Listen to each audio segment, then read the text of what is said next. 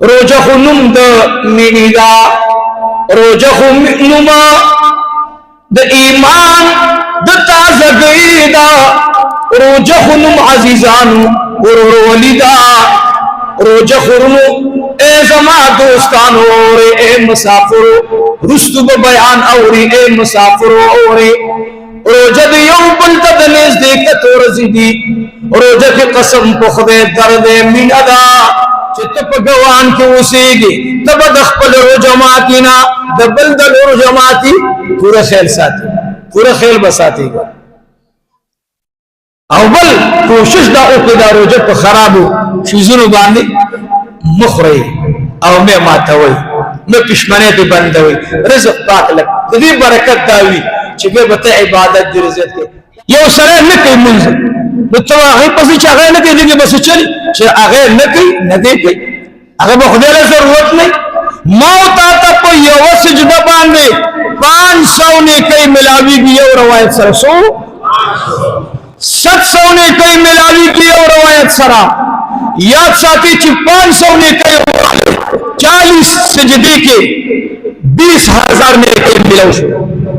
شو بیتا تخلق ہوئی چی دا خو روجہ دا دینم ندے چی بس تصرف دا غتواو روجہ نیساو وطوے روجہ بم نیسو دا دخل حکم دے نفلی عبادت بم کو صدقات بم ورکو سنت باندې به عملم کو تراوی سنت مؤکده دي چې څوک وي دا نفل دي نفل دي او تراویح دي فرض دي او واجب دي دا عنوان د جناب رسول الله نه ورته ملو دي علیکم بالسنتی سنت ته ځان ته نوم ورکړی دا یاد ساتئ فرض ته ځان ته نوم ورکړی سبحانك لا علم لنا إلا ما علمتنا إنك أنت العليم الحكيم الحمد لله كفى والصلاة والسلام على عباده الذين اصطفى أما بعد فأعوذ بالله من الشيطان الرجيم بسم الله الرحمن الرحيم يا أيها الذين آمنوا كتب عليكم الصيام كما كتب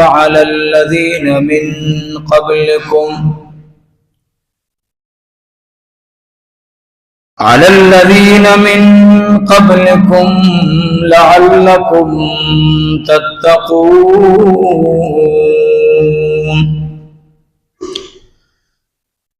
أياما معدودات فمن كان منكم مريضا أو على سفر فعدة من أيام أخر وعلى الذين يطيقونه فدية طعام مسكين فمن تطوع خيرا فهو خير له وأن تصوموا خير لكم إن كنتم تعلمون شهر رمضان الذي أنزل فيه القرآن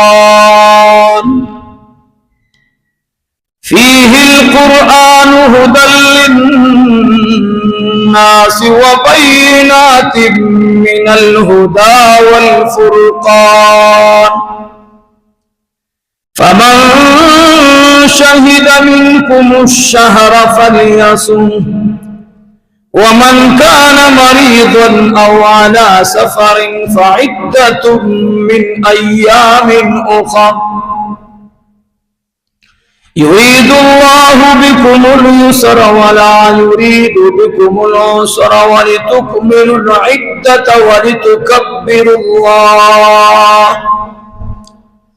ولتكبروا الله على ما هداكم ولعلكم تشكرون وإذا سألك عبادي عني فإني قريب أجيب دعوة الداع إذا دعاني فليستجيبوا لي وليؤمنوا بي لعلهم يرشدون. وأيضا قال الله تعالى وتبارك في موضع آخر لن تنالوا البر حتى تنفقوا مما تحبون صدق الله العظيم. إن الله وملائكته يصلون على النبي يا أيها الذين آمنوا صلوا عليه وسلموا تسليما. اللهم صل على محمد وعلى آل محمد كما صليت على إبراهيم وعلى آل إبراهيم إنك حميد مجيد. اللهم بارك على محمد وعلى آل محمد كما باركت على إبراهيم وعلى آل إبراهيم إنك حميد مجيد. اللهم صل وسلم على النبي الأمين. رن محبت سرا شوق سرا درود شریف اللهم صل على سيدنا ومولانا محمد وعلى آل سيدنا ومولانا محمد وبارك وسلم وصل عليه. دا تسبیحات دا الله دا رضا دا پارا او پدی عظیم نعمت دا شکر استلو دا پارا چی منگو تاسی وجون کہ اللہ رب العزت رنبی جمعی دا رمضان مبارک ترا او رسولو شوق سر دا تسبیحات را سروی خدا سے منی سرا چی زمان زر خوشحالش سبحان اللہ و بحمده سبحان اللہ العظیم. خدای پاکم خوشحاله کړه غرنګ خدای را سره په حج کې او عمره کې تلبیه نصیب کړه. بیا را سره وي سبحان الله وبحمده سبحان الله العظیم. الحمدلله پر رمضان خوشاله کنه ټول خوشاله او شکر دې الحمدلله. بیا وي سبحان الله وبحمده سبحان الله العظیم. اللهم صل على محمد وعلى آل محمد كما صليت على إبراهيم وعلى آل إبراهيم إنك حميد مجيد. اللهم بارك على محمد وعلى آل محمد كما باركت على إبراهيم وعلى آل إبراهيم إنك حميد مجيد. واجب القدر درنو معززو مشرانو ملمنو دخوشا علاقین راغلو نیکانو زمانہ په هر لیول مشرانو د علم په لحاظ د پوی په لحاظ د تقوا په لحاظ د تجربه په لحاظ زمانہ ډیر بهترو الله جل جلاله دی.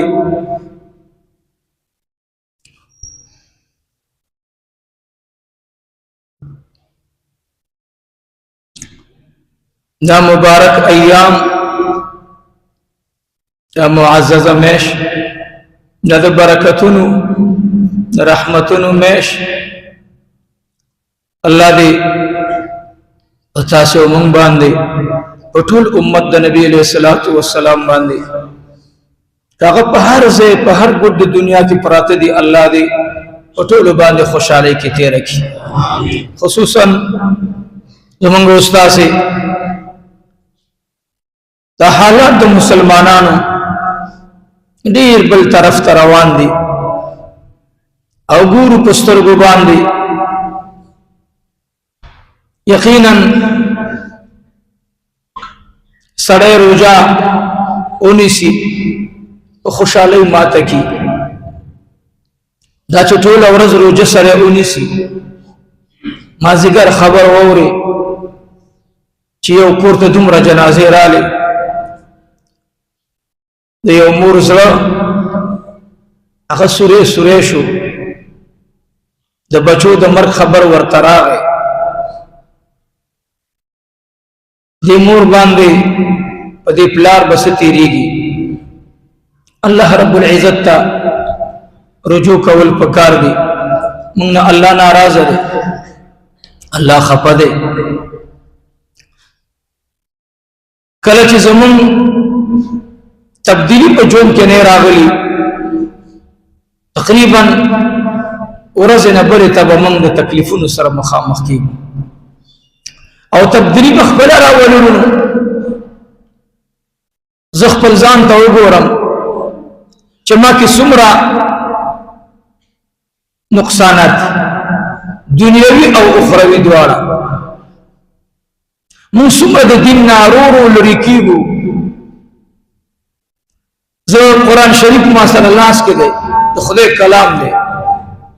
او دا ورځ را روانه ده چې یکی تنها به ورځو او بیا به د ډېرو قومونو د وړاندې مخامخ کېږو د خدای په ذات مې د قسمي که زه یوه خبره کوم په منبر باندې چې زما دا غرض وي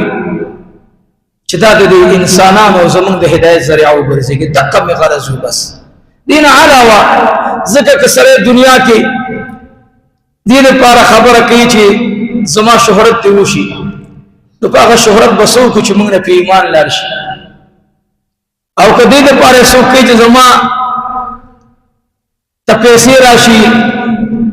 په څه ذریعه باندې پیسې داسې اطمینان شی نه دی نو دا خو یو امتحان دی او بوج دی یو مسلمان ورور مونږ سره احسانو کی مدرسې ته چانده راولیږي خو بل طرف ته دی مسلمان ورور په امتحان کې زه واچولم د دې امتحان نه وتل ګران کار دی نفس لرم ښځه لرم لور لرم زوی لرم خواهشات لرم ورور خور مې مور مې هغه دا پن راواغوسو زما په سر راواچو زه به د هغې زنانه د سونې او د چاندي د نقد پیسو د الله د وړاندې په حضور کې به څنګه ګواهي بیا ورکوم ما به حق صحیح نه ادا کړی ګرانه ده ډېره زیاته لیکن د دې خلقو یو اعتماد دی عجیبه ظلم به دا نه وي چې دا قوم مونږ ته اعتماد جوړی کې راغورځوي دا قوم مونږ باندې اعتماد کوي دا زنانه په مونږ اعتماد کوي بیا دې مونږ هغه ګمراهان کړو ولې نو زه سوال درته کوم ورته ما باندې جمعو باندې تیزې خبرې کړي د هغې خبرو به صرف او صرف د الله رضا غرض وي نور به مې دا سوچ نه وي چې یا دې زمونږ شهرت وشي یا دې مونږ ته خلق په ښه نظر وګوري رب دې مونږ او تاسو له په ښه نظر وګوري ټول وایي آمین ګورئ چې الله جل جلاله ته خوښ شوي که نه او خدای ته محبوب شوي دې به امتحانات راځي داسې نه ده چې یو سړی دې د معشوقي مینه حاصلې امتحان به نه راځي امتحان به راځي دا اوس یو امتحان شیبې روانې دي مسلمانانو باندې ډېر تکلیف دی دا تاسو ګورئ د میډیا دور دی ټول خبرې لس جنازې وشوې او 3 جنازې وشوې 6 جنازې وشوې نو دا خو ګرانه ده دا خو مو ته میډیا باندې صرف ولیدل او لاړل مخې نه تیر شو د هغې مور نه تپوس وکړه چې د چا مور ته د زوی کټ تش پاتې شو د هغې شاګرد نه تپوس وکړه چې د چا د استاد ابو داود ورته تش پاتې شو د هغې خور نه تپوس وکړه چې د خور د جامو او د پیزار په انتظار وه نن هغه د ورور قبر ته ناسته ده هغه نن د ورور په قبر باندې ماتم کوي جاری د هغې پلار نه تپوس وکړه چې بچی د یو رزق ګټلو په ذریعه باندې بازار ته تلو او هغه ورته ټوټه ټوټه راوړو نرونو دا یو درد په کار دی نن د امت په منځ کې بعضې مسایل پیدا کوونکي خلک هغوی ته زما درخواست دا دی چې ښه ترجماني د دین وکړئ ورځ د قیامت را روانه ده ګوري د امیان بزمنګ استاد نه اے علماء